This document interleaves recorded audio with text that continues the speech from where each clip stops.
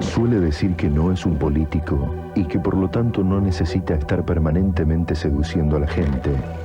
En solo 10 años pasó de ser un movilero del noticiero de América a ser un importante empresario periodístico.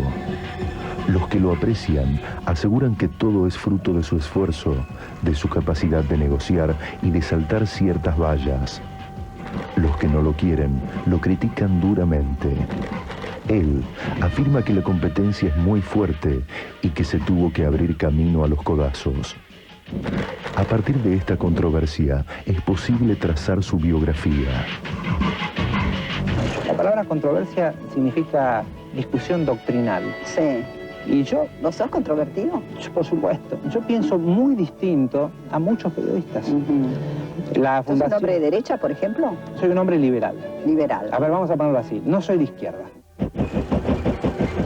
Cuando lo acusan de que su radio es xenófoba con los bolivianos y paraguayos, él responde que también lo sería con los alemanes si fueran inmigrantes ilegales. Yo creo que la Radio 10, el éxito que tuvo fue porque puso en emergente de nuevo un sentimiento nacionalista que estaba perdido. Carlos Ares, periodista, corresponsal del diario El País de España, conductor de Troesma, Canal 7. La gente común, el taxista, pone la radio, escucha a Haddad y se prende rápidamente a esos discursos demagógicos.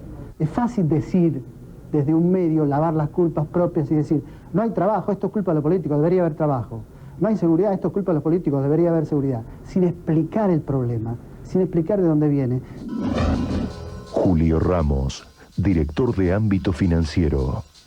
Yo creo que la principal virtud que tiene, y muy rara en los periodistas, es ser buen periodista porque lo es, pero además tener sentido comercial. Eso no es común. En los periodistas el sentido comercial no es nada común. Carlos Polimeni, periodista, jefe de espectáculos de Página 12. Hay muchísima gente que abraza la profesión del periodismo sin suponer que eso debería llevarlo sí o sí a ser dueño de los medios en los que trabaja o crear nuevos medios. Hay mucha gente que considera el periodismo no es una carrera hacia la propiedad de las empresas, sino una carrera vocacional en que se sirven los intereses de la mayoría de la población, de la gente. Este es un oficio de servicio, sobre todo, donde la información que nosotros conseguimos debe ser puesta al servicio de la gente, pero no para tratar de influir en ella, sino para tratar de que la gente tenga, con los elementos que uno le da, más otros que recibe del diario, de otras radios y demás, tenga una composición de lugar y pueda además ejercer su propia opinión crítica sobre lo que uno dice. Nosotros estamos en Nicaragua y Uriarte. Ah, no, ninguna de las dos. Entonces yo veo, por ejemplo, a las 6 de la tarde, Mirta, y esto se lo juro y lo puede venir a ver, Sí. travestis. Cuando los chicos vienen del colegio hay Sí. travestis en la calle. Y cuando a las 8 En la de la zona, mañana los claro. chicos... Entonces yo cuando se planteó el tema de los travestis y los vecinos, mi posición es del lado de los vecinos. Y los periodistas progres dicen, no, el derecho de los travestis. Los periodistas de su radio tampoco simpatizan con los travestis, que eligieron la zona de Palermo Viejo para ejercer su antigua profesión. Haddad reivindica el derecho de los periodistas a criticarlos duramente. Yo la escucho poco porque a mí me hace muy mal escucharla. Realmente a los 2 minutos de escucharla ya quiero discutir con todo lo que trabajan ahí en general, aunque hay programas muy buenos por otra parte en esa radio. Destaco, por ejemplo, el caso del programa de Laura Ufal y Pablo Zunino, que tiene muy buena información. Pero otros programas como el del propio Haddad, el de González Soro, uno siente que no están para nada de acuerdo con su discurso. ¿Cuál es la ideología? ¿La de Jorge Rial? ¿La de Chiche Helblum? ¿La de Marcela Feudale? ¿La de Oscar González Soro? No, pero... ¿La de Miró? ¿La de La Fauce? ¿La de Karin Cohen? ¿La de Oscar Otranto? ¿Cuál es la ideología política de tantos conductores? O a ver si se creen que porque yo dirijo una radio le puedo decir, Chiche, tenés que decir una cosa así. Me parece que Haddad pertenece a la misma raza de periodistas de Bernardo Neustadt y Mariano Grondona. En principio me parece que esa ha sido su escuela. Dentro del periodismo argentino, de los medios argentinos, hay una exagerada concentración en medios de izquierda. Hay muchas revistas de izquierda, muchos periodistas de izquierda. Entonces yo creo que la gran habilidad de Daniel Haddad, porque además coincidía con lo que él siente, es haber ubicado una radio del centro y de derecha, e inclusive una revista como es La Primera de centro y derecha. Ideológicamente, Haddad es un tipo de derecha, muy derecha, aunque él gusta definirse de derecha solamente. En el próximo bloque, Haddad cuenta cómo hizo para dejar en el recuerdo la humilde casa chorizo de su infancia.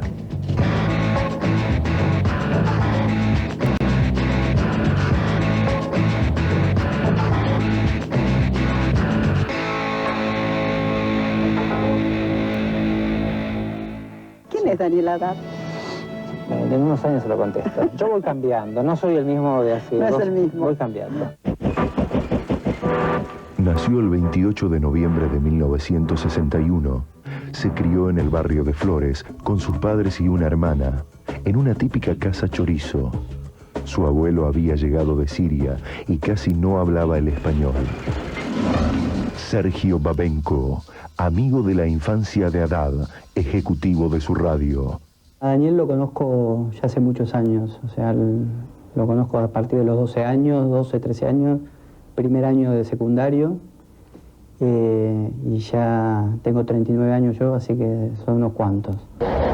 Yo empecé a trabajar a los 14 años. ¿Y haciendo qué? De todo. Hice absolutamente ¿Y te iba todo. bien o regu? Más o menos. Su primer trabajo fue la venta ambulante de bolsas de residuos. Su familia era de clase media-baja. Esta circunstancia no le impidió estudiar en un colegio pago y en una universidad privada. El colegio que íbamos era Instituto Domingo Faustino Sarmiento, un colegio que queda en Flores, en Nazca y Bacacay. Y hicimos toda la secundaria juntos, y el grupo de amigos que conservamos hoy, que seguimos saliendo semanalmente, es el mismo grupo que teníamos en la secundaria. Una cosa bastante extraña, pero seguimos siendo el mismo grupo de amigos desde primer año de secundaria. Durante la adolescencia era un jovencito revoltoso. Solía tener muchas amonestaciones. Siempre estábamos ahí con 15, un poquito menos. Nunca llegábamos a ser muy preocupantes para nuestros padres. En la UCA cursó las carreras de leyes y de periodismo. Fue durante los años del proceso. Uno de sus compañeros fue el hijo del exalmirante Macera. La relación se mantiene hasta hoy y cada tanto lo entrevista en Radio 10. Los hijos no tienen la culpa de lo que hicieron los padres. Se defiende cuando le preguntan. La primera vez que pude viajar fue por una beca. Yo a los 20 años gané una beca para viajar a Estados Unidos, para hacer un visitor, se llama Visitor Program, que da el Departamento de Estado del gobierno norteamericano. Entonces, yo cuando volví del viaje de Estados Unidos, volví fascinado con el periodismo. Estaba en cuarto año de Derecho. Y cuando llegué a casa le dije a mi padre que largaba la carrera de abogado. Que quería ser Y periodista. que quería ser periodista. Ajá. Y papá me miró y me dijo, bueno, sí, pero andate ahora de casa. ¿Así te dijo? Sí. Ajá. Con lo cual dije, no, quédate tranquilo, papá. Y lo que hice fue la carrera de periodista simultáneamente. Ajá. La humilde casa Chorizo es un mero recuerdo de su infancia. Hoy vive con su mujer Viviana Soco y sus 3 hijos en un lujoso chalet en el Mailing Club de Campo de Pilar. ¿Hace mucho que viven acá? Desde el 90 tenemos casa en este lugar, aquí en Ajá. Pilar. Y nosotros vivíamos muy cerquita de donde usted vive, ahí en Sí. Castilla y Figueroa Alcorta. Donde vivía, ya no vivo más tampoco. Ah, bueno, Yo me fui en el del barrio Parque. Sí, Nosotros barrio vivíamos Parque, ahí y en el 94 dijimos, es una mudanza cada fin de semana. Porque venían acá Veníamos todos los fines de semana, Teníamos claro. una casa acá y vendimos lo que teníamos allá, vendimos la que teníamos acá, hicimos esta casa. Pero Y dijimos, qué no nos casa, queremos mudar por de acá. Dios, que O sea, es espectacular, ¿eh? es una linda Realmente casa. Es divina. una idea de mi mujer. ¿Por qué sos tan rico? Bueno, a ver, vamos a ver qué es ser rico, ¿no? Bueno, tener esta casa significa un nivel muy alto, ¿no? Yo Estándar de vida muy alto. Yo vengo de una familia muy humilde. ¿Vos sos de dónde? ¿De Flores? Sí, Ajá. Floresta. De Floresta. Del origen de sus fondos, él explica que ganó mucho dinero en la época del programa Haddad y Longobardi, que salió al aire durante 3 años. Samuel Chiche Helblum, periodista, conductor de televisión y radio. Yo creo que Daniel aprovechó un periodo en el que las empresas, en cuanto al apoyo publicitario e institucional a los periodistas, estaba en su momento más esplendoroso. Yo creo que ahí Daniel hizo plata, sin duda, Creo que ha tenido el apoyo seguramente de empresarios. ¿Cómo es vivir con Haddad? Complicado, pero lindo. No, lindo. ¿Y él qué pensará con respecto a vos? ¿De Vivi? Sí. Bueno, nosotros ya llevamos... ¿Cuánto llevan de casados? 13 años de casados y 3 años más tuvimos de novios. Ajá. Son 16 yo años. Adoro a mi mujer. Está bien, está muy bien. A su primera hija quiso llamarla Yamila, pero a su esposa le pareció demasiado árabe y optaron por Camila. Hoy tiene 7 años. Milagro se llama su segunda hija de 4 años y el menor Mateo, de 1 año. Cuenta que últimamente se puede dar el lujo de dedicarles más tiempo. Cuando hacía televisión, yo hacía televisión los lunes, entonces el fin de semana me perdía las gordas. Ahora salimos a caminar juntos, vemos algún video, alguna película juntos, y al gordito espero que si le gusta el fútbol poder llevarlo los domingos a la cancha. Seguro. Ya tiene la camiseta. Ya tiene la camiseta. Sí, Ramón me Díaz me imagino. mandó una camiseta ¿Sí? firmada por varios jugadores. En el próximo bloque, Haddad y Longobardi invitaron a Macera a su programa y llovieron las críticas.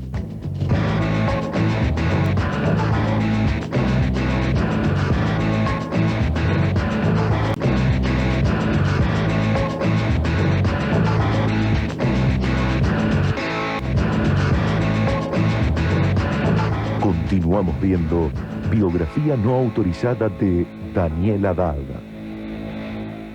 Ganar dinero para un periodista no es un derecho, es un deber, porque cuanto mayor independencia económica tiene un periodista, más de igual a libre igual es. puede Yo tratar le digo a una los cosa, Mirta, demás.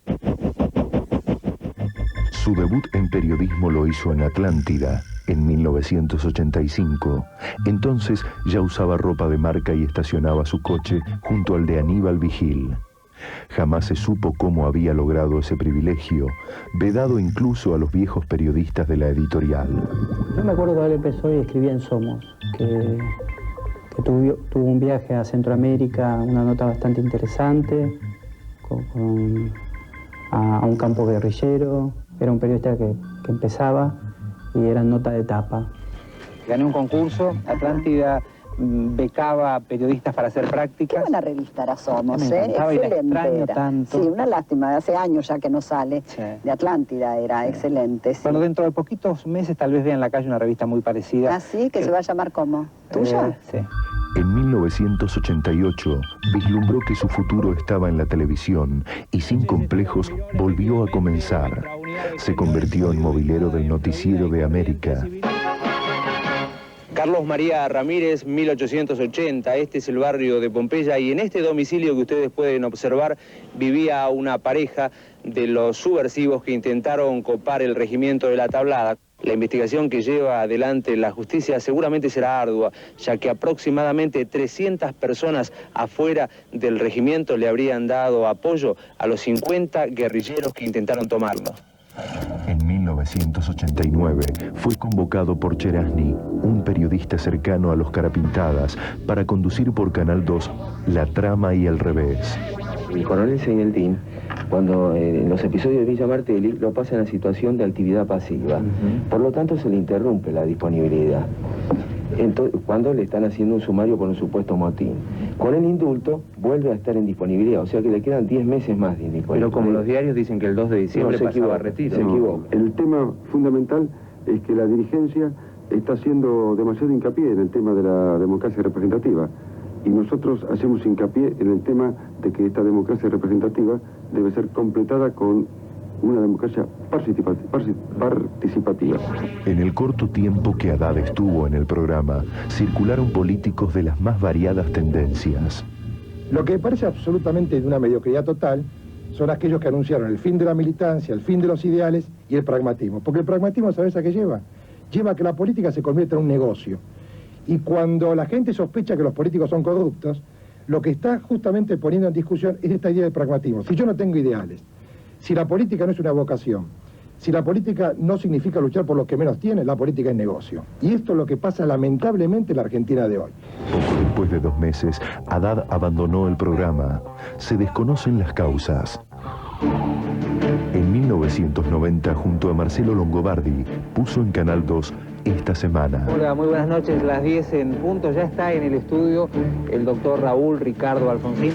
Doctor, las encuestas le dan a usted no un alto número de adhesiones.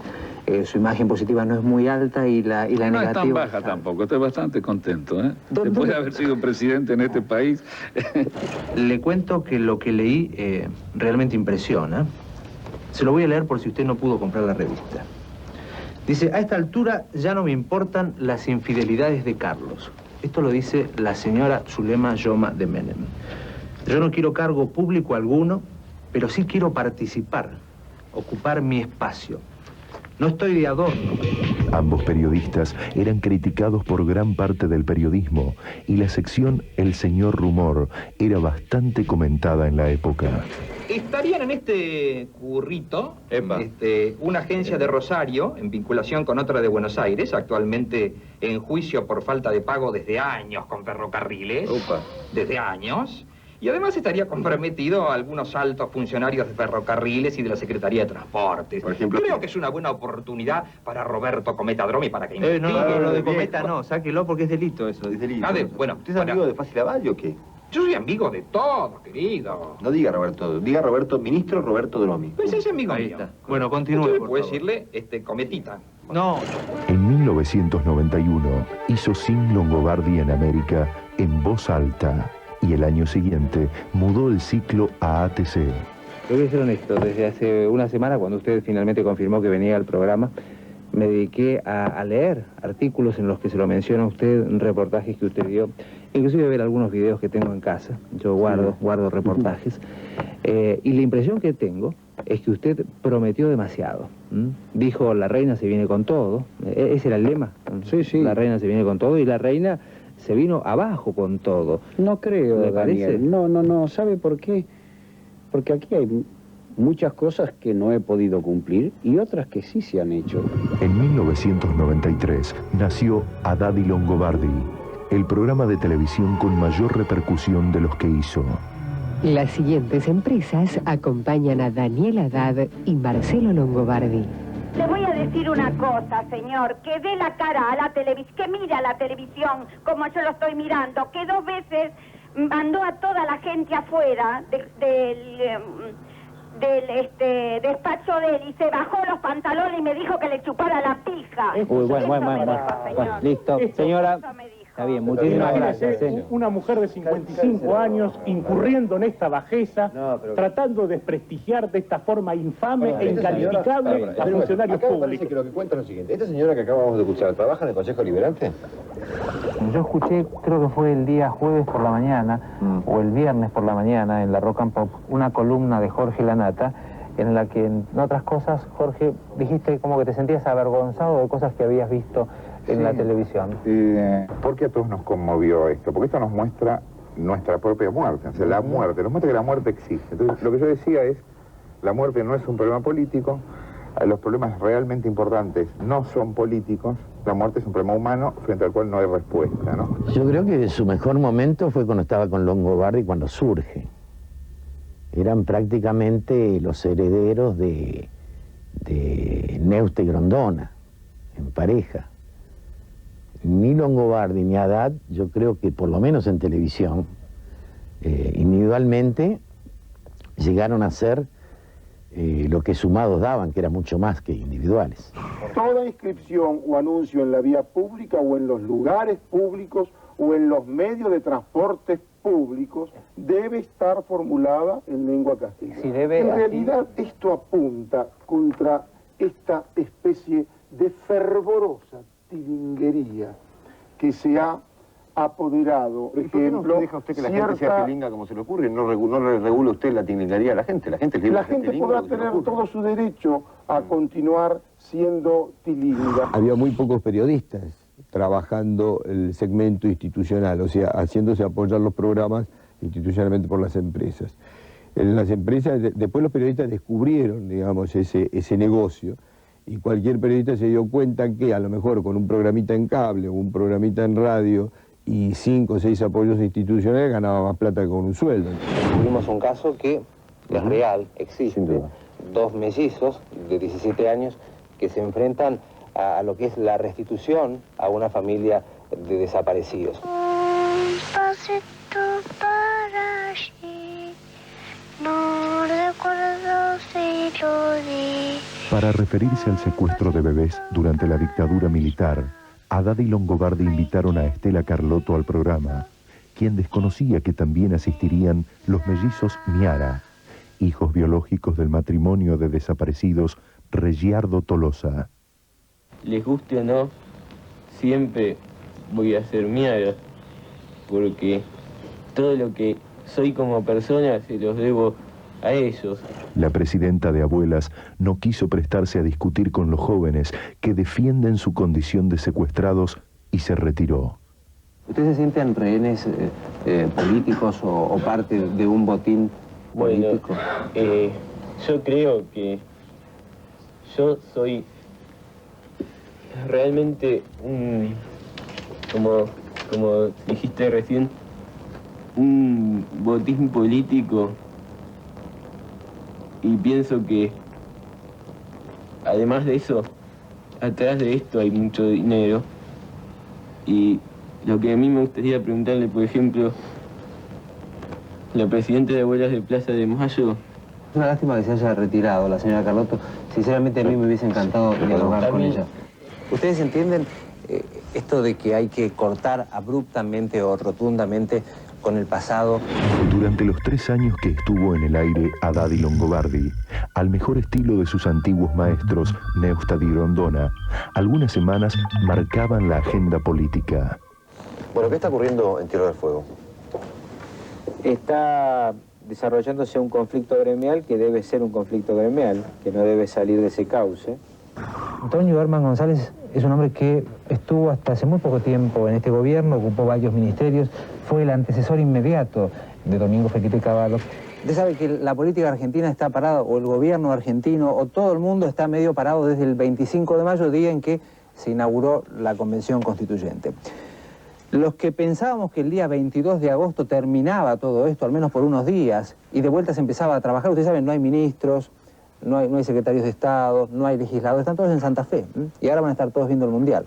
Por lo tanto, la producción se para, lamentablemente se para. Esta noche nosotros vamos a compartir un reportaje con una persona tal vez de las más controvertidas de la historia de los últimos tiempos.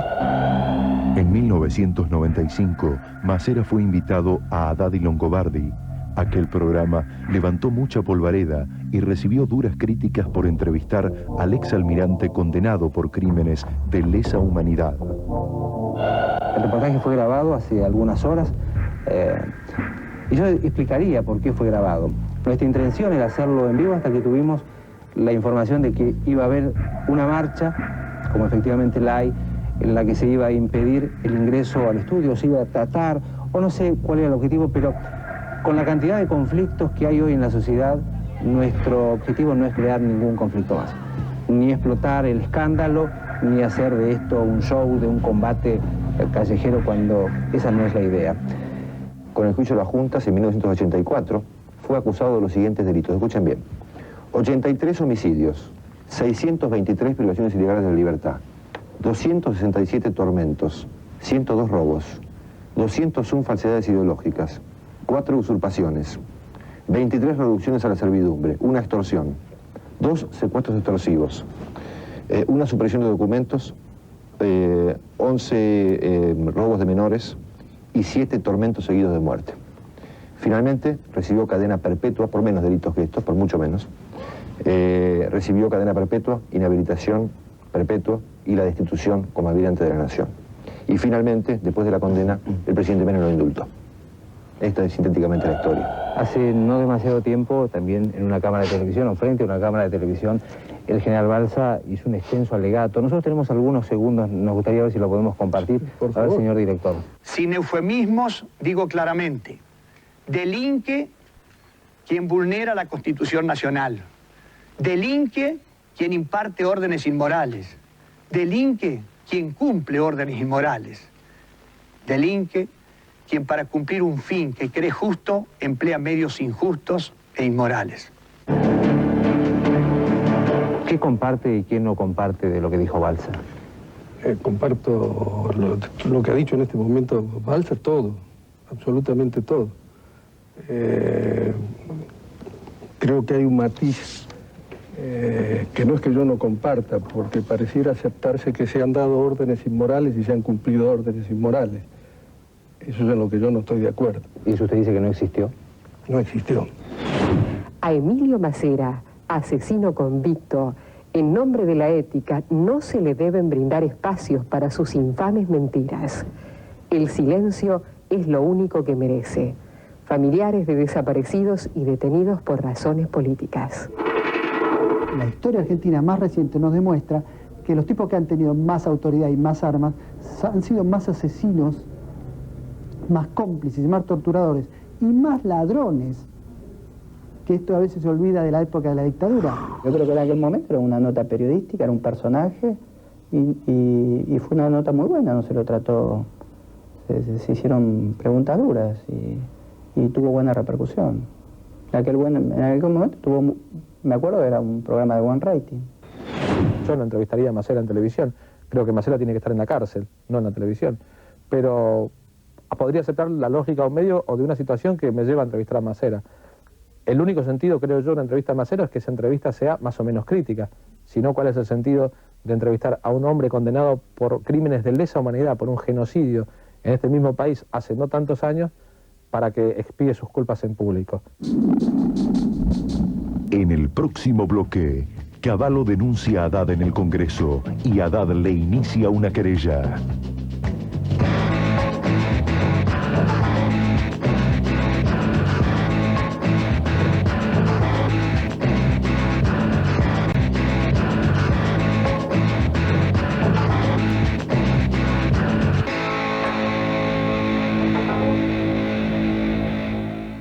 Yo reconozco que era mucho más pasional antes. Yo leí una nota tuya donde decías que eras menos leche hervida, que no eras tan satanás, decías, palabras tuyas, ¿eh? Sí. Que estabas más tranquilo, que tu familia, todo eso te había tranquilizado muchísimo, ¿no? Creo que ahora está más tranquilo, ¿no? Estaba, o sea, lo veía que trabajaba a 200 por hora de lunes a domingos, sin parar y bueno, y a veces hay que frenar un poquito, ir un poquito más despacio. Creo que mejoró en eso. Insiste en que no es amigo de Menem, pero apoya enfáticamente las medidas de fondo que tomó el expresidente. Como reflexión personal me queda que más allá de cualquier crítica que uno puede a veces hacer de una gestión de gobierno, vale la pena remarcar, demostrar que se está trabajando con una total libertad de prensa hoy en la República Argentina. Sí, por supuesto. Yo creo que todos los gobiernos han procurado, especialmente los gobiernos democráticos, de que exista libertad de prensa. Pero creo que este gobierno es el que más la ha permitido y es el que menos ha manipulado los medios masivos de comunicación. ¿Usted ha estado muy ligado al menemismo, Daniel? No. Yo reconozco que de este gobierno me gustaron muchas cosas, muchas otras no. Pero quizás mi posición filosófica económicamente es liberal y creo que este gobierno abrió la economía, creo que hizo una estabilidad importante. Su amigo Héctor Colela le presentó a Yabrán. Simpatizaron mutuamente. Ambos tenían un abuelo sirio. No vacila en reconocer su relación con él y dice que el empresario conocía y mantenía relaciones fluidas con muchos periodistas. Yabrán es una persona que la conocí, la habré visto muchas veces, 10 veces, pero como veía a Franco Macri, o a Santiago Soldati, o al presidente que se fue, o a este presidente, o al jefe del ejército que se fue, o a este jefe del ejército. Yo todavía lo de la mafia de Yabrán, yo todavía nunca la entendí. Creo que es uno de esas imágenes que se crean en la Argentina. Creo, siempre lo dije, creo que Yabrán es un típico empresario vividor del Estado, que hizo su fortuna viviendo del Estado, en un ambiente que probablemente sea duro, como el del Correo. ¿Por qué atacabas tanto Cavallo? Porque, bueno, a ver, primero porque me había atacado él. Sí. Si vos me preguntás si profesionalmente está bien eso, yo creo que hoy, 5 años más viejos y con más experiencia, te diría que debo aprender a guardar mis emociones personales al momento de hablar de alguna persona, ¿no? ¿Cómo fue un poquito la investigación de 14 meses que que tuve encima de la DGI. Primero me investigaron a mí. ¿Cuánto gano por mes? Mis propiedades. Fueron a mi casa a constatar si el personal doméstico está en relación de dependencia. Como no encontraban nada, y el inspector permanentemente le decía a mi contador, tengo que encontrar algo, tengo que encontrar algo. Abrieron una inspección paralela a la productora que comercializa este programa. En ese tiempo, a Cavallo y a Haddad no los unía el amor sino el espanto. ¿Qué fue lo que más le molestó al ministro de Economía? ¿Usted sabe? Yo creo saberlo. Cuando nadie hablaba de este escándalo del Banco Nación contratando un sistema de computación por 250 millones de dólares, cuando nadie hablaba de esto, acá, humildemente, uno presentó el tema con todos los detalles. Pero de ahí a poner el tema de la informática en la misma categoría de las evidencias que yo presenté sobre la mafia que ha estado actuando en correos, en aduanas, en los servicios aeroportuarios. El 23 de agosto de 1995, Domingo Cavallo pronunció un largo y apasionado alegato en el Congreso Nacional. Ese día acusó a Yabrán de ser el jefe de las mafias y dijo que Haddad y Neustadt eran los personeros del empresario. Le dije que me parecía que los comunicadores, algunos, por ejemplo le mencioné al señor Haddad, le mencioné al señor Neustadt, en general predicaban las ideas de él en esta materia. Haddad le inició al entonces superministro una querella por calumnias e injurias. Antes de llegar al juicio oral, Domingo Cavallo reconoció que sus conjeturas respecto de la actuación profesional del periodista Haddad carecían de respaldo. Las explicaciones fueron aceptadas por Haddad. No se recuerda en el país una pelea más virulenta entre un ministro y un periodista. Después de 3 años de sociedad, se separó de Longobardi, que en su momento explicó los motivos a su manera. Mi único comentario, el único que voy a hacer al respecto es el siguiente. He pasado aquí, junto con Daniel, mis 3 mejores años de vida profesional. He aprendido muchísimo de Daniel, del canal, de todos los que están aquí con nosotros. Y aviso esto, les cuento esto, anuncio esto, con muchísimo, pero muchísimo dolor. El mayor de los éxitos. Hasta la semana que viene, si Dios quiere. ¿Por qué se separaron? ¿Se pelearon? Sí, a ver, creo que eso fue allá por el 95, cuando la Argentina se partió entre los que defendían a Cavallo y atacaban a Cavallo, y yo atacaba a Cavallo. Con Marcelo cometimos, creo, un enorme error, que fue partir un producto que a mí me gustaba, y mucha gente me dice, todavía los extraño, yo veía a Haddad y Longobardi cada lunes. ¿Cómo no? Éramos los 2 más chicos, y bueno, cada uno tomó su camino. En 1996, el imprevisible Haddad viajó a la India para intentar entrevistar a la Madre Teresa de Calcuta, que pese a estar muy enferma, aceptó la entrevista.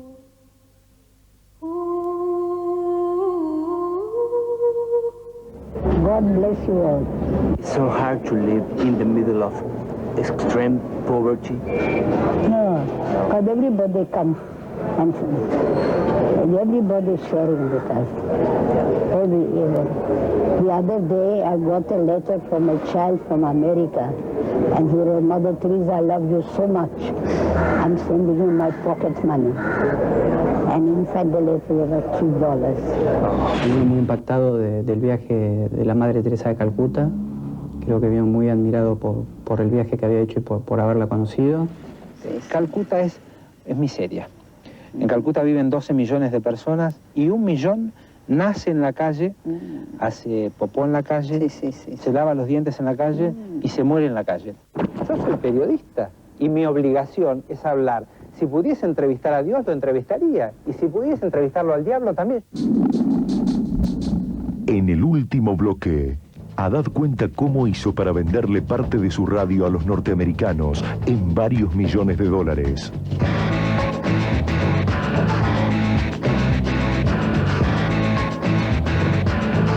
Continuamos viendo biografía no autorizada de Daniel Haddad. Desde 1990 hasta 1996, antecedía a Neustadt en la mañana de Radio América. Quizá entonces ya soñaba con tener su propia radio. El 24 de agosto de 1995, luego de un concurso público, el presidente Menem firmó el decreto número 374 que adjudicó la frecuencia de radio municipal al consorcio integrado por Marcelo Tinelli, Raúl Fernández, Oscar Salvi y Daniel Haddad. Yo no soy partidario de ninguna manera del estatismo y menos que el Estado tenga medios, pero Radio Municipal, en la medida en que era una radio útil para difundir informaciones de la ciudad, y cuando no lo hacía, era un propalador de cultura estupendo, porque daba una música clásica estupenda. Yo creo que fue una pérdida para la ciudad de Buenos Aires. Poco después, Tinelli, Fernández y Salvi le venden a Haddad sus acciones y queda Haddad como único dueño. Lo sería por poco tiempo. Si Haddad, para tener su Radio 10, salta algunas vallas que los periodistas podemos tentarnos, pero a veces dudamos en saltar, no era precisamente con Menem ni el menemismo, era con Radio Municipal, y eso se produce en la época en que presidía el gobierno de la Ciudad de Buenos Aires el actual presidente de la Nación, doctor Fernando de la Rúa. La licitación fue muy discutida por diversos sectores y quedó congelada durante un año. Finalmente, el gobierno de la ciudad, presidido por de la Rúa, le otorgó la autorización definitiva. Y entonces fundaron Radio 10 y FM News. Sé de que hubo cuestionamientos, sé de que a nadie le gusta que otro tenga lo que otro desea. Entonces me parece que seguramente hubo... Nadie obtiene medios si vos no tenés alguna capacidad, digamos, de maniobra dentro del poder. Eso es indudable. El 1 de febrero de 1998, Radio 10 inició su transmisión bajo el eslogan «Una radio bien argentina». Sin embargo, a tono con la globalización, en noviembre de 1999 transfirió el 75% de la emisora a la firma estadounidense Emis Broadcasting. Haddad vendió sus acciones en $15 millones. Mucha gente se pregunta, los periodistas nos preguntamos, ¿cómo puede ser que en tan poco tiempo un periodista pueda ser dueño ya de una radio, sea socio de los norteamericanos? ¿Cómo es? ¿Con qué dinero? Bueno, te diría que trabajando mucho principalmente, más allá del dinero. Y sobre todo en el caso de la radio, arriesgando mucho. Hoy parece fácil porque la radio está primera, pero el día que la radio salió al aire, la radio era última, estaba en el último lugar del ranking, tenía 0 de market share o de audiencia. Según mediciones de la empresa Ibope, Radio 10 AM y la Mega FM ocupan el primer puesto entre los últimos meses de 1999 y hasta el presente. Fue la primera radio que cubrió el asalto con rehenes al Banco de Ramallo. Lo que quiero saber es lo siguiente, ¿ustedes fueron a robar? A cometer un ilícito, una cosa así, ¿veo? Sí, perfecto. Según el resultado de una encuesta realizada hace algún tiempo por la revista Noticias, el 75% de los colegas votaron en contra de Haddad. Sin embargo, en 1999, su radio ganó 3 Martín Fierro. Uno de ellos fue para su programa El Primero de la Mañana. El Primero de la Mañana, Radio 10. El Primero de la Mañana se emite en Radio 10 de lunes a viernes de 6 a 9 de la mañana. Conducido por el doctor Daniel Haddad, se ha convertido en un clásico de la buena información al comenzar el día. Recibe en esta oportunidad el Martín Fierro al mejor programa periodístico de Radio AM. Muchísimas gracias. Hace 2 años comenzamos con una radio donde solo era un sueño y en 2 años hemos logrado hacer la radio más escuchada de la República Argentina. No es una incongruencia que la radio bombardee permanentemente su orgullo por las nominaciones y que de pronto haya gente que diga en esa misma radio que el Martín Fierro es trucho, que es comprado, que no existe, que es un premio manchado, ¿Qué opina el director propietario de la emisora? Yo respeto todas las opiniones. A ver, mi gran cambio en todo caso de los últimos tiempos es que estoy mucho más respetuoso. El 23 de marzo del año 2000 lanzó la revista La Primera de la Semana, un órgano de centro derecha con impactantes notas de tapa. La invasión se llamó una nota de La Primera de la Semana y estaba dedicada a los inmigrantes de los países limítrofes.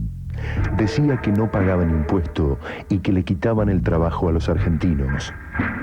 Hizo el discurso xenofóbico más primario de poner una tapa en la revista, de hacerle creer a la gente que todas las consecuencias de nuestros males, de la desocupación, era porque venían los extranjeros. Ahora, ¿a qué extranjeros se refiere Haddad? A los bolivianos y peruanos. Hoy la Argentina está viviendo los mismos problemas que viven otros países del mundo, donde los recursos son escasos. Y lo que yo cuestionaba en todo caso es el problema de la inmigración ilegal. A pocas semanas de su lanzamiento, Haddad decidió cambiar el contenido de La Primera de la Semana. La convirtió en una revista más mundana, más al estilo de Gente. En una época que los multimedios manejan los medios periodísticos, y como que la época que Héctor Ricardo García o Alejandro Romay eran individualistas, aparecés vos en el 2000. No, pues yo no existo. Vamos a ponerlo. Digo, primero, para llegar a ser Héctor Ricardo García habría que hacer una carrera muy larga, o para llegar a ser Bueno, pero Romay, tenés 38 años. Sí, pero la Argentina ha cambiado. Digo, yo solo supe que mucho más no podía dar y me tuve que asociar a una compañía norteamericana. O sea, yo podré ser de ahora en más un buen manager, un buen gerente, un buen director, o ahora como me llaman un VP, soy Vice President. Pero punto. Dice que disfruta de su trabajo, pero está convencido de que todo es transitorio. Mientras muchos lo postulan como el malo de la película, continúa con sus empresas periodísticas. Desde el atalaya que supo conseguir a consecuencia de su habilidad, sigue siendo un comunicador temido por algunos políticos y también por algunos periodistas.